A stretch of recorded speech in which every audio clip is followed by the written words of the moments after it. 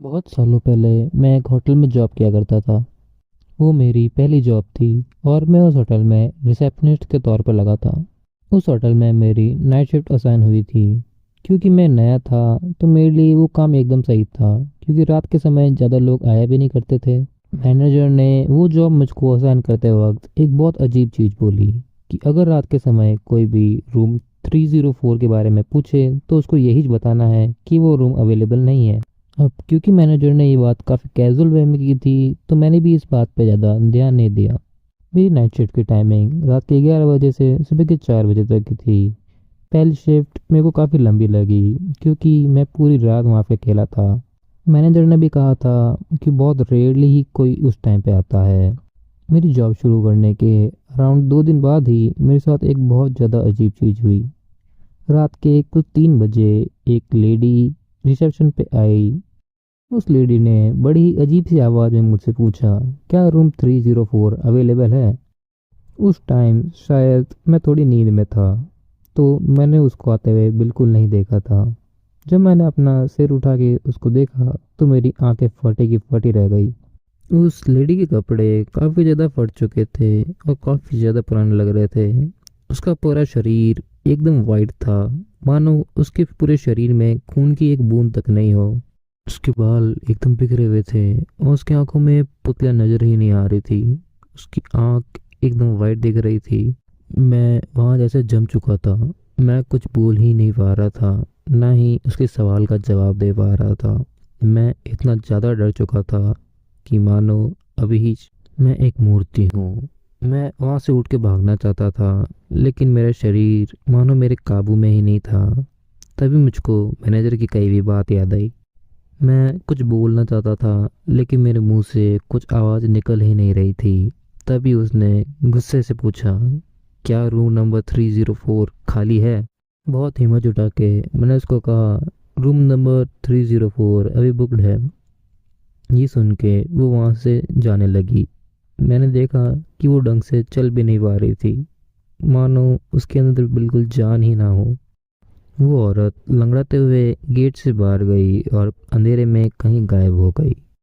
ये देखकर मैं थोड़ी जान में जान आई, लेकिन उसके बाद भी मैं अपना शरीर बिल्कुल हिला नहीं पा रहा था।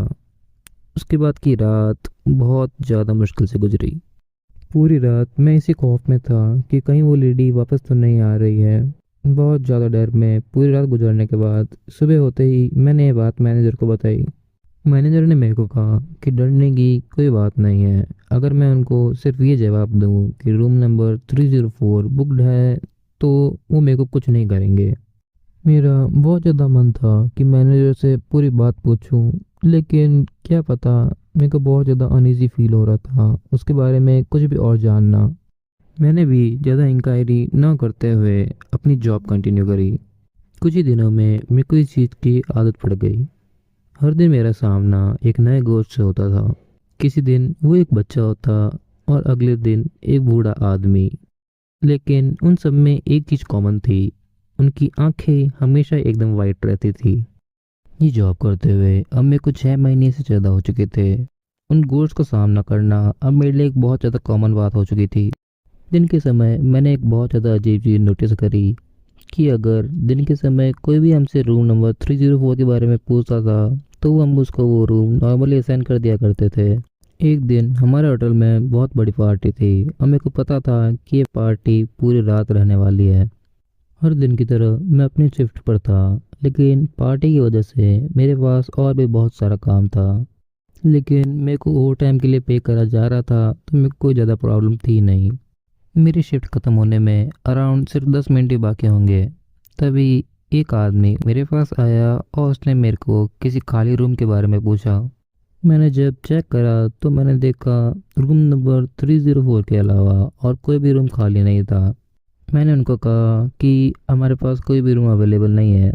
उन्होंने मेरे को वापस चेक करने को कहा। तब मैंने उनको बताया कि एक रूम अवेलेबल तो है, बट हम उसको किसी को असाइन नहीं कर सकते। वो कस्टमर मुझसे रिक्वेस्ट करने लगा। उन्होंने कहा प्लीज़, उनको रूम की बहुत ज़्यादा ज़रूरत है और इतनी रात को शायद उनको कहीं और रूम मिलेगा भी नहीं। मैंने उनको एक बार वापस ऊपर से नीचे तो देखा, एकदम मस्त कपड़े और उनकी आंखें भी एकदम नॉर्मल दिखाई दे रही थी। उस टाइम पता नहीं मेरे मन में क्या आया, बट मैंने उस कस्टमर को रूम नंबर 304 असाइन कर दिया।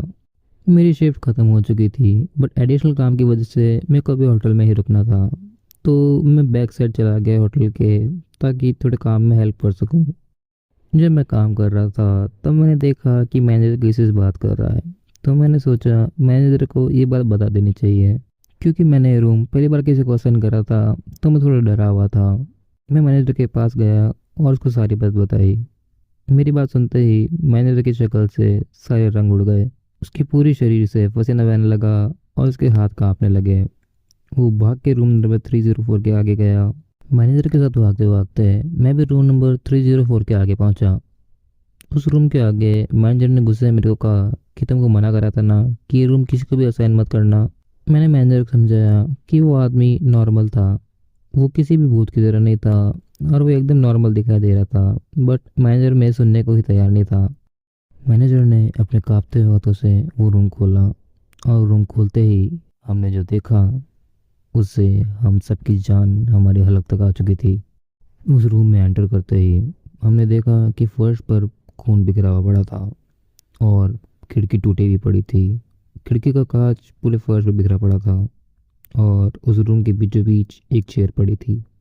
उस चेयर के ऊपर पड़ी थी एक लाश।